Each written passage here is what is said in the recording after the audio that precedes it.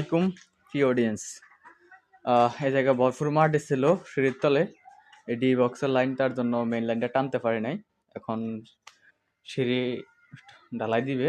হ্যাঁ, আসার পরেই গ্রুপ কাইটা রেখে গিয়েছিলাম। আমি আসার আগে ওরা প্লাস্টার করে ফেলছে, মেইন লাইন টানা হয়েছে। এখন মোটর লাইন টাইনা দিচ্ছি, এলো মোটরের ইনপুট।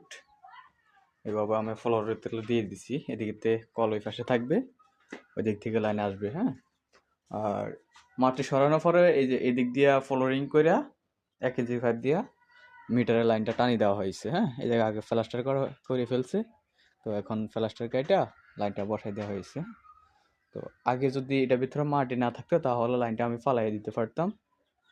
মিটার এদিক থেকে আসবে, এদিক থেকে আসা এই জায়গায় জয়েন হবে। হ্যাঁ, তো এদিক থেকে যাইসা এমনি দিয়ে আপনার মেন ডি বক্সে উঠবে, এই জায়গা থেকে সার্ভিস দিবে আর। হ্যাঁ, তো কাজটা কেমন হয়েছে সিনিয়র ভাইরা কমেন্টস করে জানাবেন।